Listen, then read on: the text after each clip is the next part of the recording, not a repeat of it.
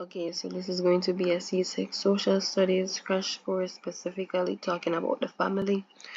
So basically, this is going to be a crash course, as I said before, and it's going to mainly surround the family. So basically, before we get started, you can just go and look at all of this, and obviously, look at the recommended social studies textbook. So there's a textbook. We don't remember what name or C6 social studies, but maybe put it down below. And how to get a grade 1 in C6 social studies. That will be down below too. The playlist and all of that stuff.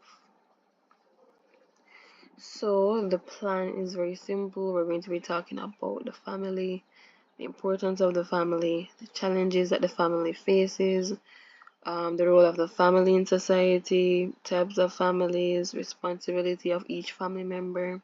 And we're going to be going through some very important terms, so that basically when you're writing your essay, or maybe it probably pop up on an MCQ, you know exactly what it means, and you know how different factors contribute to the changing roles in society between men and women, and what is basically the result of these changing roles. So that is basically the plan. So let's get started. Alright, so first and foremost, when we're doing this, we have to talk about the family, and obviously everybody know what a family is. They can say, oh, family, you have a family, all of you have a family.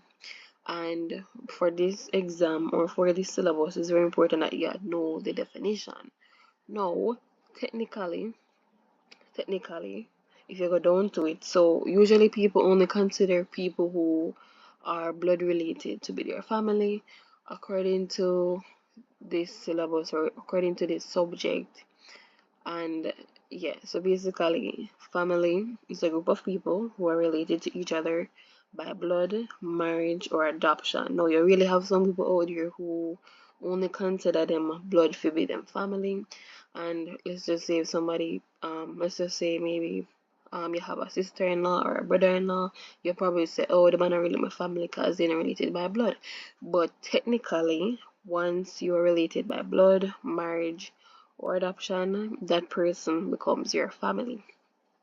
So this is the best definition for you to just memorize, just go in at the exam knowing it, especially on the essay on the paper two when you have to go right. This would be a good point for sure. Let me say yes, I actually know what the family is as a definition to build up a case and all that stuff. And also it might come by MCQ and I might get a little scenario or something and say Joe and Pam are blah blah blah. Are they a family? And things like that. So at least now you know exactly what a family is by definition.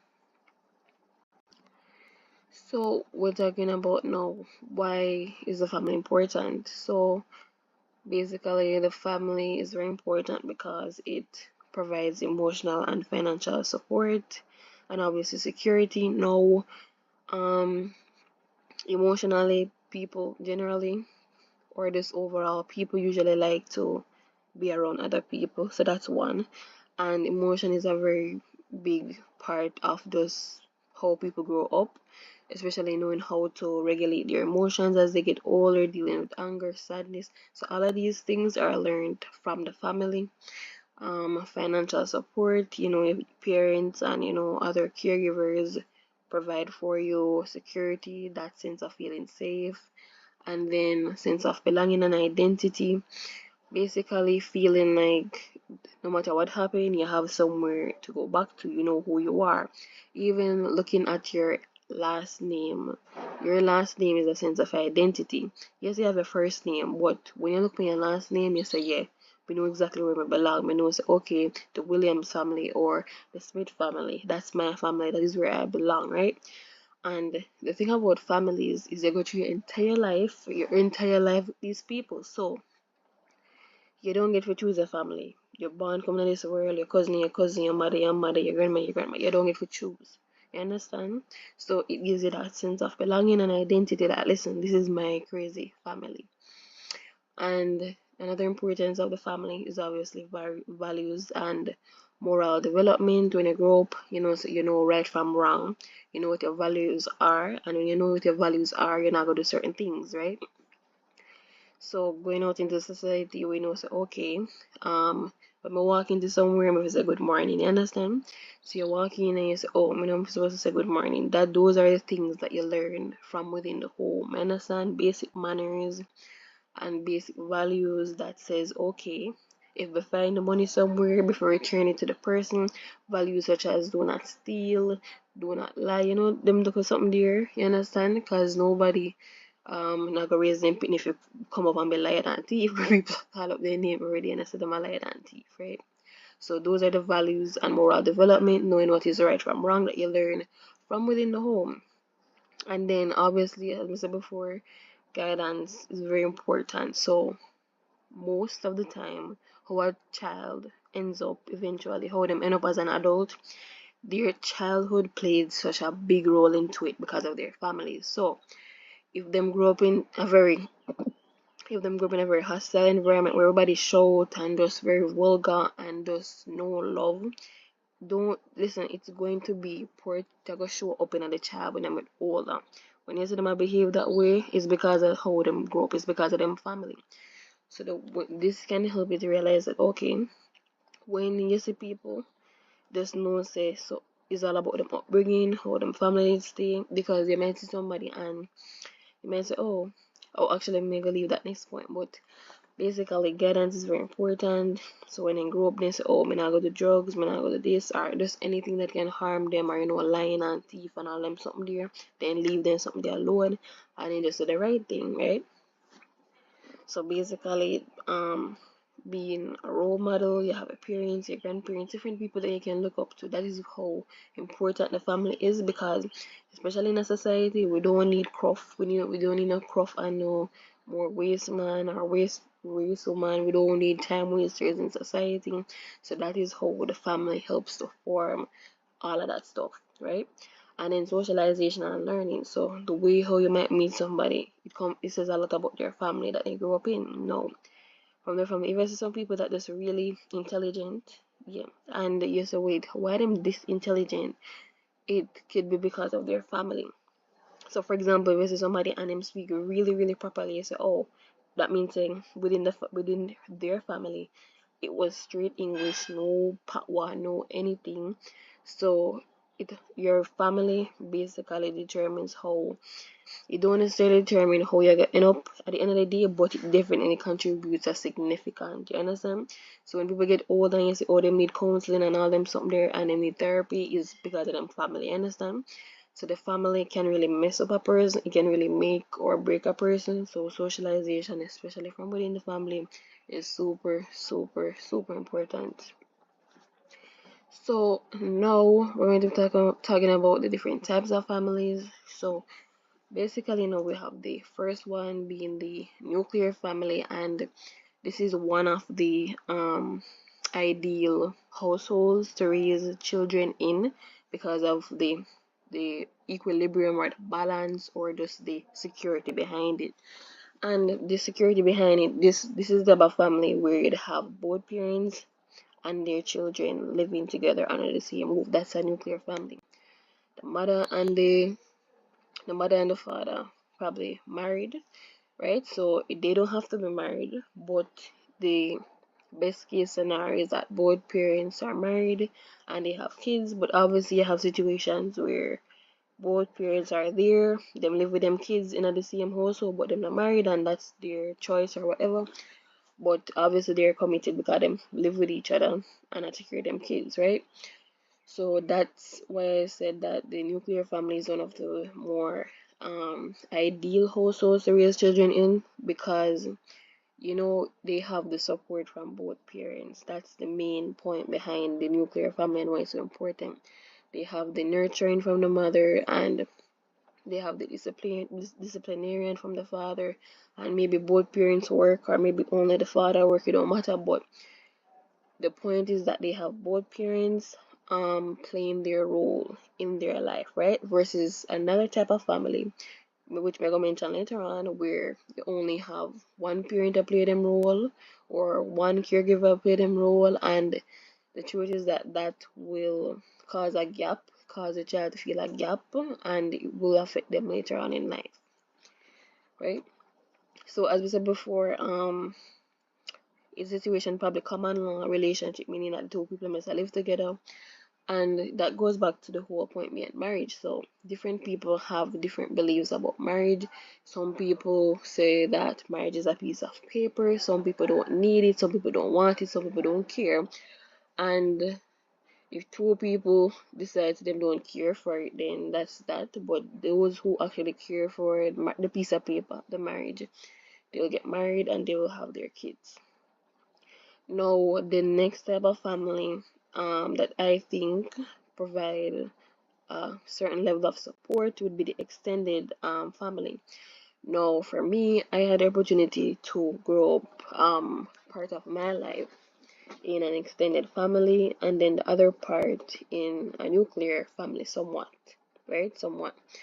And yeah, but basically, my earlier years obviously grew up in an extended family, and being in an extended family, it means that you're living with multiple generations. So it means the grandparents, aunts, uncles, cousins, different generations living under the same roof, right? So the reason why I think this is so beneficial is because there are different different support systems, right? Because you ever hear the saying that a village raises a child. So having a child in that environment, and yes, let's just say that there's a child, right? And the child live with a mother and him grandmother and him cousin them and him auntie them, and yeah, and maybe brother too. And let's just say that the gap is technically there because the father is not in the child's life, right? But at the same time, because there are so many different people, or even if uncles are living in the same house, right? There are so many people, so many other family members living in the same house that it fills that gap, you understand? So you can be there living under the same roof, and yes, the father is absent, but when you have the support and everything from all the other family members, you don't really feel the gap. Probably the only time the child would feel the gap is when they maybe go out, maybe at school or something, and then somebody bring up and say, "Oh, where your father?" Then they might feel a type of way. But at home, they won't feel the gap because they have their grandparents, probably grandmother, probably 5, 6, 7 cousins, plus auntie, uncle, everybody are live together, so they don't have time to be like, "Oh, we not no father," and yeah. So this is the another family type that does provide some level of stability in a sense, because it helps to fill the gap a bit when you have a lot of family members that are showering you with love. So yes. So extended family, that's multiple generations, and then nuclear family, both parents and their children. Okay, so now the single parent family. So usually if something goes wrong, let's just say two people meet and they fell in love or something, and they had a child or they had children, and then somebody decided to leave, maybe infidelity, then they got divorced or them to separate, or maybe even one of the persons in the relationship died, then that would leave the other parent being a single parent. Now, some people have the misconception that single parents are only mothers, which that is not the case. Fathers can be single parents too, as in some cases maybe the mother died, or maybe the mother cheated, or maybe the mother just don't. Because technically, if a separation would take place, most people would expect that the child would go with the mother and then just go visit the father. But in some cases, the mother doesn't care for the child as much, and we say, "Oh, just take the child." And so the father would be the one to take up most of the responsibility for the child and say, "Okay, in that situation, that father becomes a single father because the mother is absent, or the mother don't want the pitney, mother just have the pitney and just give to the father and say, "Me done," right? So in some cases that does happen too, but that's what really characterizes a single parent family, and this is not the best family to raise a child in, because obviously the absence of one parent, that means that, for example, if the child is with their mother, and let's just say the mother is more nurturing, more caring, then the child probably grow up spoiled because they never have no father feel feel like discipline them and say don't do this, don't do that, right? So the child might come out a certain type of way, or become feel entitled, or feel even less than, maybe he or she have self-esteem issues later on in life because they realize, oh, other people have two parents and they only have one parent, right? And that is a gap that that child will probably feel for their entire life, right?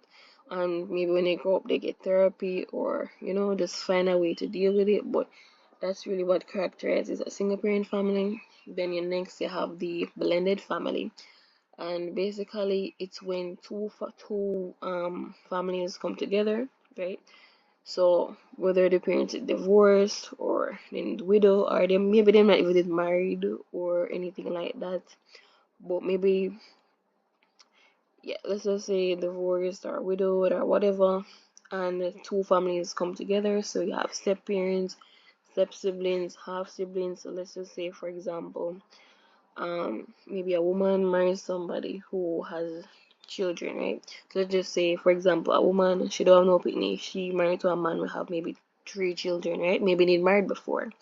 Then that becomes a blended family. Or it could be the case where the woman have two kids, the man have two kids, they both get married, and that's a blended family. And the best description of this family is, I would recommend watching the movie Blended with we call it Adam Sandler, with the lady and her two son them, and Adam Sandler in the movie with, oh, he named Jim, I think I Jim named in the movie, but basically he had three girls and she had two boys. And I think that movie explained the blended family really well because it showed the gap where um the mistakes that the mother was making in raising her two boys, because the father never did run much. So it shows that she never did really understand what they were going through, especially because the older one that grew up and some things that happen. And then even with the father, with his teenage daughter and all these stuff start coming and him not understand. And she, yeah, but basically watch the movie. But that movie basically explains the blended family really, really well. So that would basically explain it really, really well.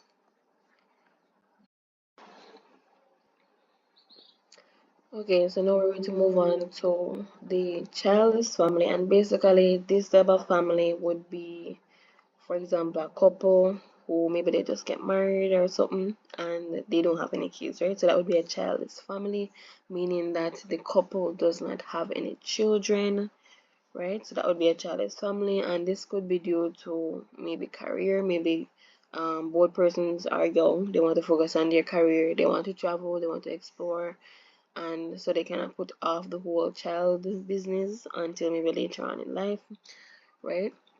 And then we have the grandparent family, where basically this is the family where the children are raised by their grandparents, and usually in situations like this can be a situation where maybe the mother or the father, maybe both of them decides them not to care no pitney and them go about them business, or maybe the parent passed away and the grandmother have to take care of the pitney, or it can be just different reasons, maybe migration, to maybe the parents gone abroad and them send back money and them leave the child with the grandparents for keep, or yeah, different reasons, but basically um different reasons. But just know that the grandparent, whether the grandmother, the grandfather, or both raise the children in this type of family. And then the last type of family we're going to talk about is the sibling family household. And basically this is a household where the older sibling or siblings care for the younger siblings, right? So it means that the sibling play that motherly role, or that sibling play that, or both motherly and fatherly role, because the parents are not there. And this can be due to migration, maybe death, maybe different reasons, or maybe the parents just leave them and decide to them not to care nobody, right? Abandon them, right? So in that family, you gotta have the older sibling, maybe that sibling would have been like maybe maybe 25, and then take care of his or her younger siblings, maybe at like 10 or 6 or 5, younger, much younger. So that's the type of family that a sibling family household would kind of look like, right? So now let's talk about some challenges that the family faces. And before we go through this list, there is one on here that I never mentioned, and basically, when I'm making add it, I feel like I'm gonna try add it here. Oh no, but it's not right good, but you get the point. We're gonna add it above top, but this is what was not on the list. We don't really like right because this thing is not for me at all, the writing. But basically, migration, right? So migration is not on this list, but it's a very important reality, especially in the Caribbean and in Jamaica, because you know that in some families, we don't want to say most, but some families, migration is a big thing, especially to like UK, Canada, US, right? So the parents leave, them go abroad, work money, send back money to take care of the kids, them, right? So migration would be a challenge that families face because it separates the family. The mother they are foreign, the child in Jamaica. You understand? Right? And even though they aren't physically there, they do provide financially. Maybe they talk a lot on the phone or whatever, but that is definitely a challenge that families face, migration. Now, let's get into the other challenges that family might face. Now, infidelity and divorce, both of them kind of go hand in hand, right? And as a matter of fact, most of the things on this list can lead to divorce, literally. If we check number 3, 4, 5, 6, all of these things can lead to divorce and idea. But basically, infidelity is basically cheating by one of the persons in the relationship, and then the other person decide to leave, and that is where the divorce comes in, right? And even if the persons are not married, infidelity can still happen, and the person decide to leave them, right? If they were common law and maybe they found out that the person cheat, they can still leave. That's still infidelity, right? But for those who were married, that would result in a divorce, right? Communication issues can result in a divorce as well, meaning that when one of the persons when one person speaks, the other one don't listens, because that's how a relationship is supposed to work. When one speak, you listen. So it's listen, understand, right? It's supposed to be equal, right? So maybe the woman, she should speak and maybe the man not listening, or maybe the man speak and the woman is not listening. So communication issues.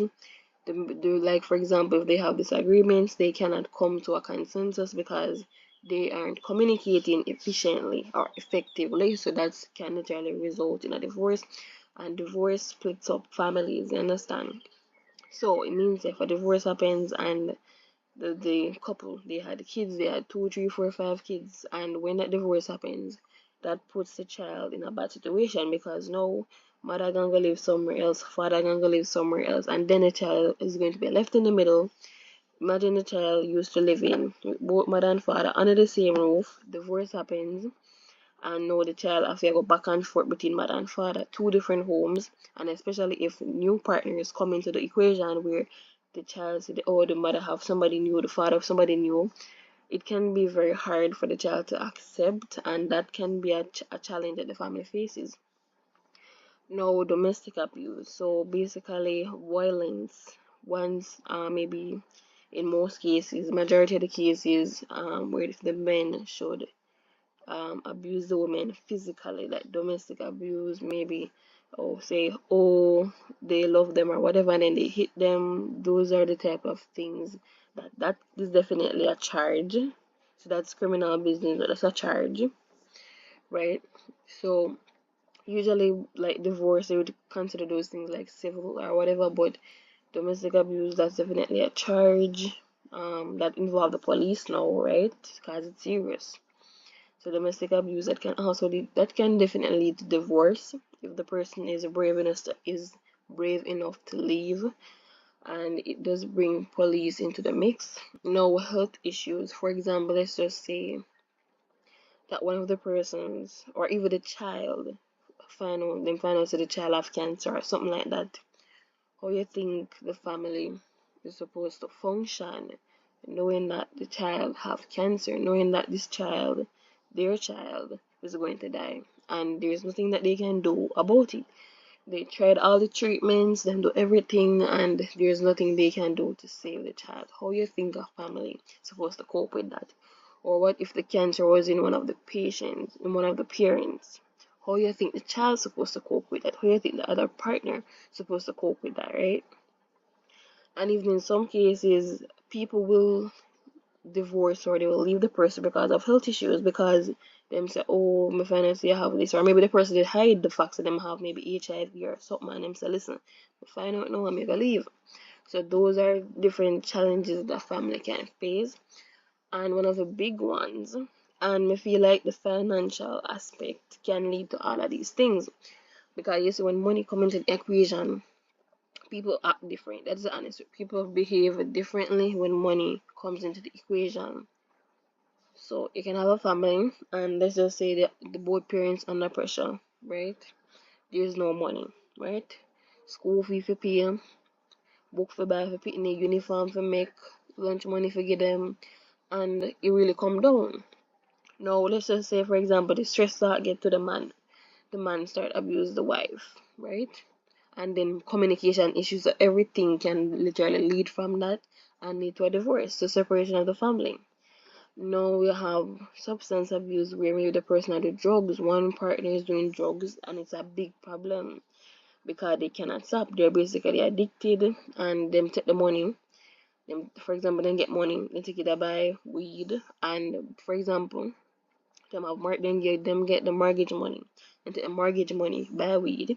Them take the light bill money, go buy weed or buy marijuana, nicotine, heroin, morphine, whatever the case might be. Any money them get them take it buy weed. No. And is the fact say them light bill money them take buy weed.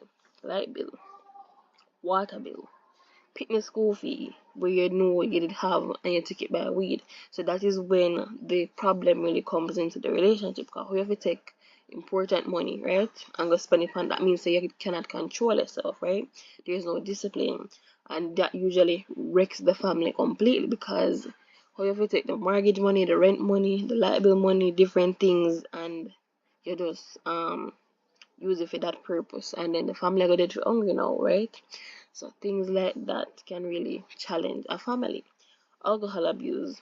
So the person that drink them is a heavy drinker. Them drink and drive. Them just come home drunk, and the drunk kind of always come home drunk. They cannot communicate efficiently. They must always drunk out of it, and I say that's a lot for people to cope with, the other partner in the relationship. If you're really the person that come home drunk, like them I get tired of that. And even the kids, every time they want to talk to them father or their mother, them just drunk, they're not even them in a great mind. So basically, all of those things can challenge a family. Verbal abuse, so shouting, can't even pronounce the word, but basically words that bring down people. Derogatory, we can't even pronounce it right. Derogatory words will bring down other people or bring down like the demeaning words, right? So for example, I was a shout and a yell, good for nothing, and whatever to the child, or good for nothing, you can't do this to the wife or to the husband, you're worthless, you can't do nothing. All of those things will be verbal abuse, physical abuse, maybe physically hitting the kids now, right? Physically hitting the kids can be another challenge that the family faces, and physically hitting the kids now that would pass the point of just discipline, meaning say if it's discipline you slap them with a hand, or discipline you might use a belt, pan and bam bam, but when it gets to the point where you take up chair, you take up hot oil, you take up fire, and you threaten to light people on fire, and that is where it get to the hand. And in a situation like that, anything physical like that, police have to get in. Wow. Okay, so now the role of each family member in the family, and basically these are the traditional roles. And there's a reason why we say that these are the traditional roles, because later on you're going to see exactly why I say these are the traditional roles. So basically these roles are changing, right? So these roles that traditionally we knew it to be this, later on realize it have become other things. Roles are getting mixed up, matched, blended, so there's no defined role anymore. But we're going to talk about that a little bit later. Right, so traditionally we know the father to be the protector, provider, and the disciplinarian. Protector meaning that the father in the home should technically be that security for the mother, for the kids. Then we know, so okay, the father will protect. If somebody break in and come into the house, the father there to protect them as a protector, right? That's security. Because a child cannot, and it leads back to the whole drinking and drugs and everything. Because if a child every day see them father coming drunk, or them just hype on weed or crack or whatever, them not gonna feel that security. So that's the traditional role of the father, to be the protector, provider, most times providing financially, that is what they mean. And disciplinarian meaning that they're the one that keeps the children in check, basically, right? So maybe the mother would be certain things would be passed on to the father and say, okay, discipline them so they know not to do this anymore, and different things like that. And then also for the mother, traditionally, especially the role of the mother is one of the um main changing roles that we have now in society, because traditionally we know the mother to be the caregiver, nurturer, stay at home, take care of the kids, give birth, raise them. That's what we traditionally know women to do. But nowadays we see that kind of changed a little bit, right? Now the sister slash brother, right? So sisters slash brothers. So both brothers and sisters, their role is really to set an example for their younger siblings, right? And also to nurture their younger siblings. So most times, children will follow what they see. So for example, the older sister, the older brother is probably maybe 16, 17. They're older, so they set a better example. So if the younger children to them are to lie and so do all of these things that don't necessary, then it will pass on to them because they might see it, they might learn it. No, how about the older sister, the older brother, set a better example, so listen, instead of you do all of that, you can go to school, do your work and whatnot, right? And then you also have the nurturing aspect where, let's just say, if the mother absent, the big sister might step in and also play that caregiver role. I might cook, or might take care of the kids them, or if them really young, she might bathe them, or the brother might bathe them. So different things like that. So sometimes, especially the older siblings, they will take on the role of the parents if the parents are absent. Maybe them gone for a weekend or whatever the case may be, or maybe sometime they help out. Even if the parents are present, they might do it sometime, right?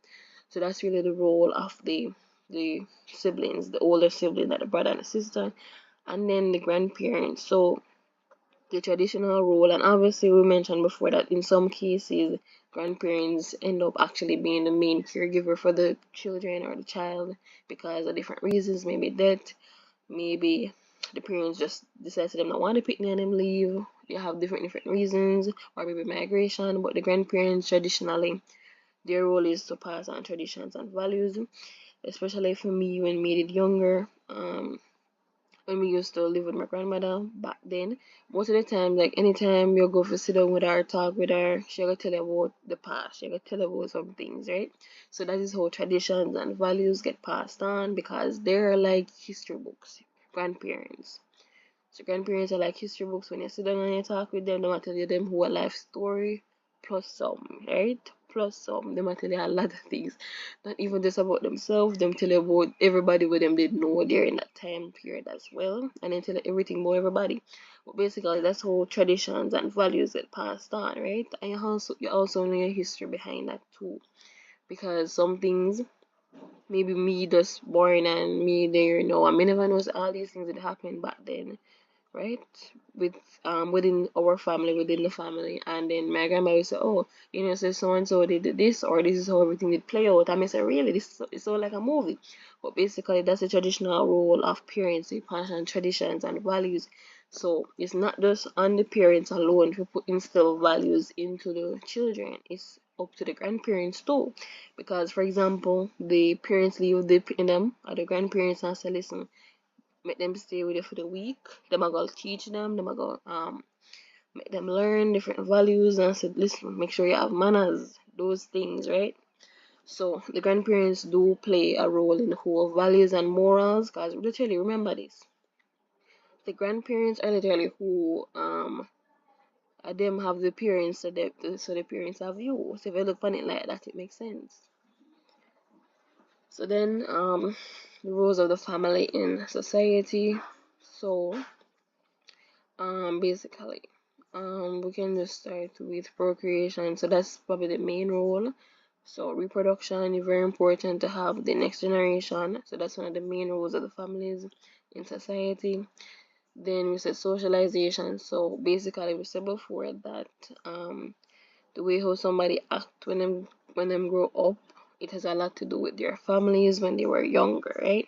So it all depends on the household that they grew up in, because that is how they are socialized. So for example, if you go somewhere you see somebody and it's because of peer bad word, everywhere you go them because of peer bad word, left, right and center, you know the type of family where them come from, because that is how they were socialized. Fear because of bad peer bad word every day, man, you and night, right? So that's how socialization works. So simple manners and the way they talk to people and respecting elders and stuff like that is learned within the home, right? And then you have education. So basically the education aspect, families do have the responsibility of sending their children to school, because it's important to read and write. Literacy is very important. It helps them to become more successful in society, because imagine going around as an adult, or maybe later on in life you can't read, you can't write, it does become challenging, right?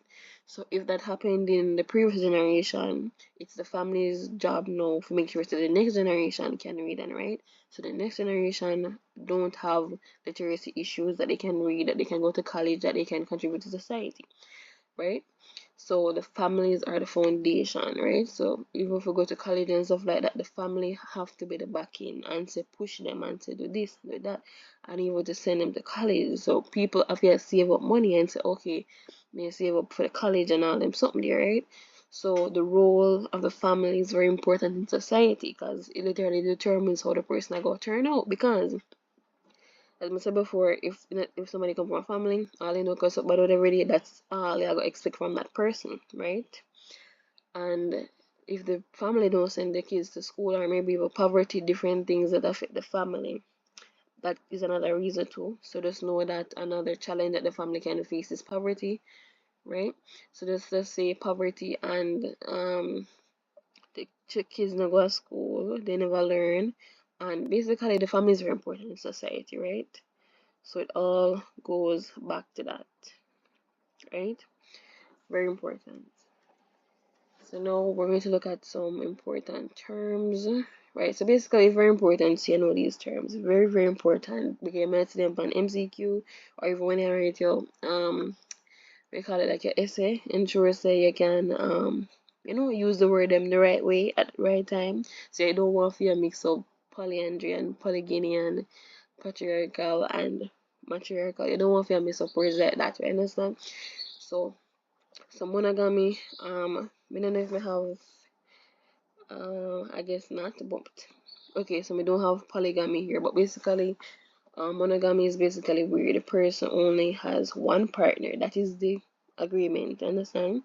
But in a polygamous relationship is where one person, they have several partners. So it can be like a triangular square, understand? So instead of it being a line between two persons, which is in monogamy, there's two persons, right? So there's two persons in the relationship, one partner to the person. In the polygamy, that can be a triangle, a square, rectangle. It can become a lot of different shapes.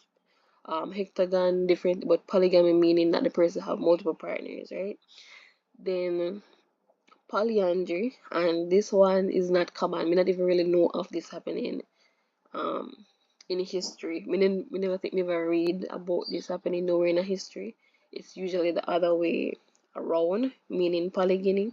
So anyway, polyandry is basically where the woman would have more than one husband at the same time.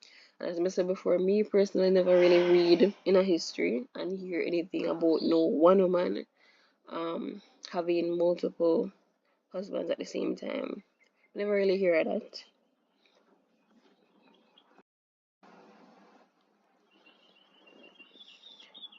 Yeah, so basically that's not really common. We never really hear that before, where um that would happen. But in the case of polygyny, where a man would have more than one wife, that one very common in history, especially in the Bible. That happened a lot, where different people have different wives. Them have enough wives and stuff like that. Then basically, patriarchal would be where the men would hold the primary power, so they're seen as like the head of the household in a sense. And then matriarchal would be more like where the women have the primary power, and basically they would be the ones who are like the head of the household, right? So the woman would be the head of the household in the matriarchal situation.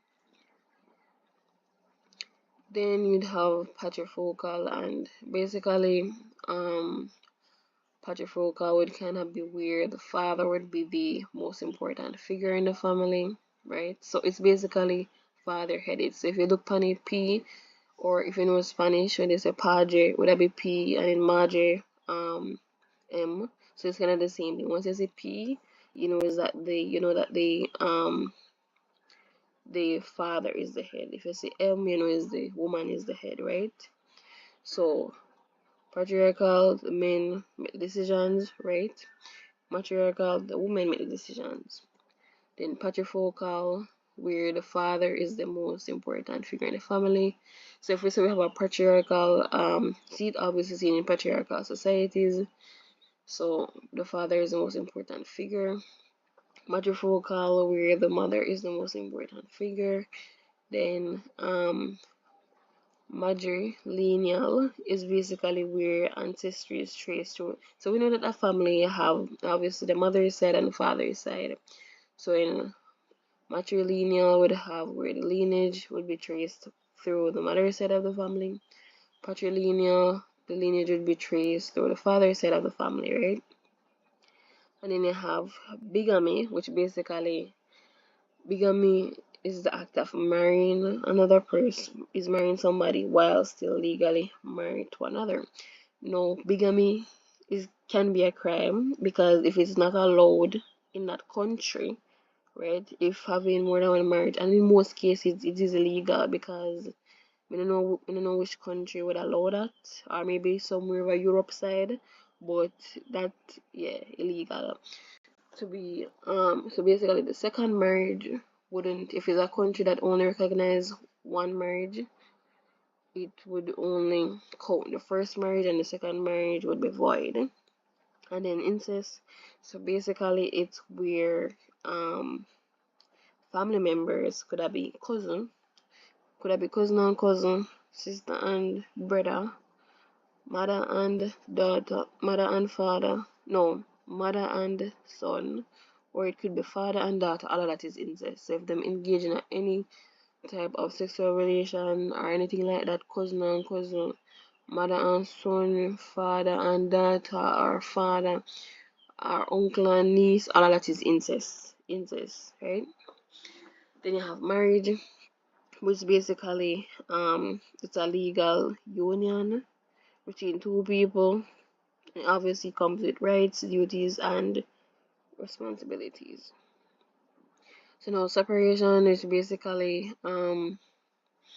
it's a formal process where a married couple is apart while remaining legally married, usually due to disagreements or problems, but without dissolving the marriage. So basically this means that they live at different places, and then a divorce would be the final straw where they say, okay, just done the marriage completely, them sign off, and the marriage is literally done with it, right? And then annulment is a legal procedure that declares a marriage to be null and void as though it never happened, usually due to reasons such as fraud and stuff like that. So annulment would be like, for example, people who get married for, um, let's just say, maybe they didn't tell lie or something, or maybe like even forget papers or something to go foreign, different lie, but some big lie to behind it, and it wasn't even a real marriage. Or maybe the place where them go, um, maybe the where them get married and never want real pastor, so the marriage get annulled. It never happened because the pastor never real, or maybe they never have no witness, so them cannot consider it legal, right? And then alimony, usually when when they separate after divorce, and the basically the one who earn more usually have to pay the lower earning,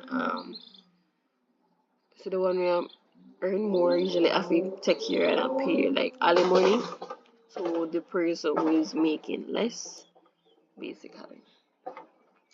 Alright, so before we talked about the traditional roles, and we're going to be talking about the factors that contribute to the change in roles and responsibilities of men and women, right? So typically, women were nurturers, caregivers, men were providers, protectors, disciplinarians, and yeah, those are the two main things. Now, what we're seeing happening is more women are going to college, so that's definitely it, how the roles are changing. And with more women going to college, more women are in the workforce. So that means that women are moving, they're shifting from the traditional caregivers, nurturers, and stay at home wife or stay at home girlfriend, whatever you want to call it. They're moving from that traditional role. Not saying that they don't do it anymore, but they take on quote unquote the man's role, which was supposed to provide, right? But it doesn't mean that they don't still do the caregiver nurture role, but it's basically like that role has been sidestepped, so like it's there, but it take the back burner, right? So, and what can cause that is really, for example, domestic violence in a home. So, for example, let's just say a woman is married and her partner did abuse her really badly, and she finally get out. So what she do? She get herself together. It force her to go work and go do what she need to do, right? And also, if the woman is being physically, emotionally, or financially abused from a man, she might be forced to be more independent. Like maybe she would have just alright, oh, just stay at home, take care of the picnic them. But what if the man is not providing that security? If he's not providing security, she'll go work. Simple. And the reason most of these examples I'm going to try to say is you can see that the woman is the one that is taking on the man's role. You don't really hear the man, because obviously men cannot have kids, but men too, as I said before, we have single fathers as well, where in some cases men do they stay at home. So the roles can change where men stay at home and the wife go work.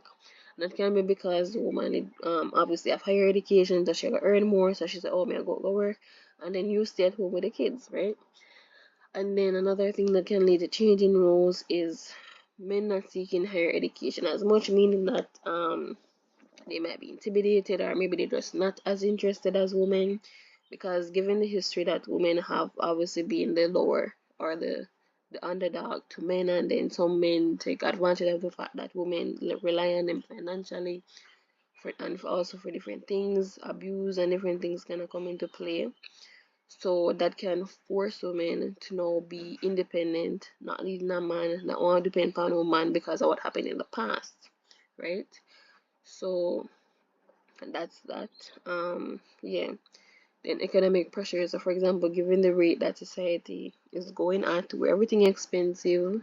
So when you look at light bill, water bill, cable bill, Wi-Fi bill, food, um, maybe student loan, maybe car loan, maybe just buy gas within a car and different things, you realize that one person alone cannot cover the bills. So it's like, okay, the two of them, both persons in a relationship have to get up and go work in that situation. So economic pressures can force both men and women to go out and work. And the next thing too, gender equality, especially given today's world, gender equality is being pushed where all women want to be seen as equal with men, right? And so women take on more male dominated roles, more male dominated professions, and different things like that. And well, it's mainly women who advocate for it still, because men cannot just stay there, right? But men do stay at home and different things as well. So then also another factor that can contribute to this change in roles is not following tradition. So basically traditions are being thrown out the door, and people now focus on tradition and say, oh, women's supposed to do this, man's supposed to do that, and it even all goes back to gender equality, right? And we talk about domestic violence already, or even physical, emotional, financial abuse. That happened from either, yeah, if that happened from in a relationship where the man abused the woman, it might literally force her to become independent, go out and work, and depend on him. Why should we depend on him? And so you realize that women cannot become more masculine, right? And in some cases, not all, right? In some cases, not all. Some men just really just lazy. Them just don't want work. Them just want a sugar, we call it sugar mama or whatever you want to call it. Them just want get money, sit down in the yard. Them just don't want do nothing. Them don't want play no role whatsoever. Them don't want take care of kids. Them just don't want do nothing. Them don't want to say, okay, you go work, we stay at home, cook, clean, wash. No, they just don't want to do anything. So it's not even about exchanging roles and say, okay, the woman go out and work, and alright, we stay at home and wash, cook, and clean and take care of the picking them. No, it's like me just want exist, me just entitled, me just want there. You feel work. If you still come home and come take care of the picking them, if you still come home and wash, cook, and clean. So in some situation that really happen. It's very, very sad, but that does happen. But yeah, so different factors do contribute to these changing roles, and as I said before, we basically list them. But some men do stay at home and them wash them, cook them clean. So basically it's like the roles get switched. The woman go work, she earn more. So she said, okay, we go work, we cover the bills, and you stay at home, make the man stay at home and take care of the kids. So that does happen, right? So all of this thing about it's mainly the women. So I'm not saying that the men don't take on the woman role, but it's not as much, right? So you're a woman and make more effort to take on working and all them something there where it never used to be traditionally. And in some cases slowly men they are staying at home, stay at home fathers and different things like that. That slowly will come up as well, right? And now the big thing then, especially because me just mentioned that some men just want exist, them no want stay at home, much you can clean, them no want work, them just don't want it in a out of life. And it goes back to this very important term which is called male marginalization, right? So basically this term is very important, right? And basically this is where the men would feel kind of left behind, they feel inferior, they have low self-esteem, them feel like women are just better than them, right? And because of this, them don't even try. Them just say, oh, whatever, make she do what she do, right? And me see this like mentality thing, especially in Jamaica, right? That kind of look at what this mindset where them get. Me not understand where them get it from, but them get it. But basically, this is weird because them say women are push more for education, push more for equality. Women are stay at home as much and do all of them nurturing business. Them fight for them independence. You know, men feel left behind, right? That's the word, left behind. They feel like, oh, women are advanced, women are do better in a school, women are do this, and me just there, right? So it can cause intimidation, low esteem, and let's just say, for example, if a man maybe just graduate high school and then he meet a girl that probably even have our masters, him feel intimidated because like he only graduate high school and this girl or this woman have her own master's degree and go and have her car and everything and you look upon himself and say, but what me have to offer? Nothing. So that's really where male marginalization comes in, right? Where they feel left behind in society, like women are move forward and we just didn't. And this is not all men, but some men do have this mentality. So now what's the result of all these changing roles? So the result of all these changing roles is that women are having less children. Them are focus more upon career. Why them a go? Them spend all of them 20s at work and do all of that stuff. When usually let's just say a woman met married when she's 21 or even 25 and say, oh, maybe a year after that have kids and stuff like that. No, women are waiting until them 30s to have kids. Like them spend them 20s, I live them life, them work, them go to school, them travel to different things, them not worry about picnic, right? So they're waiting later on in life to have children. what's the another result of this? Stay-at-home fathers. So we say that this is slowly coming up where men are now being comfortable in themselves and say, okay, me still a man, make a stay at home and me go take care of the kids, then wash, cook and clean, do many if you don't, since it's a team effort, basically. So if you want to go work and me stay at home and do this, that's fine, but it's a team effort. And then you also have another result of these changing roles is that the children of these parents are going to have a diversified perspective, meaning that them not go to the world black and white, right? So for example, a child grew up seeing that the father did stay at home and take care of them, home maybe a girl and father come her here, wake her up a morning time, drop her to school, pick her up from school, then I wash, cook and clean, do everything.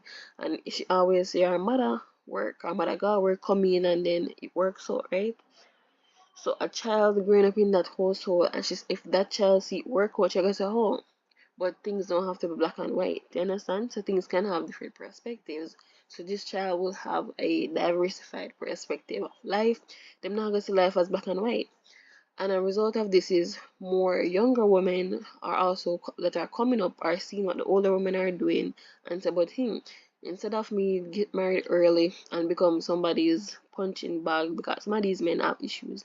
In the case where some women get married in the past, them get married young to aggressive people, abuse coming, domestic violence comes in, and the women are say, instead of me just settle. So basically, women are no longer settling, women are no longer pushing for marriage as early. Them not run it down. Them more independent. Them have them own things. Kind of past, women used to cling to men, cheating, infidelity, everything. They would have to stay in it, right? But now it's like, okay, women have their own independence. Them have their own money. Them all they can leave, right? So younger women are seeing how older women are and say, you better me wait until we meet the right person instead of just get married just to get married sake and sit down here with bikini and I get treated badly. Them say, oh, instead when me go to college, let me work a little bit, let me wait on the right person. So these are the thoughts that the younger generation coming up seeing the older women do are also thinking about.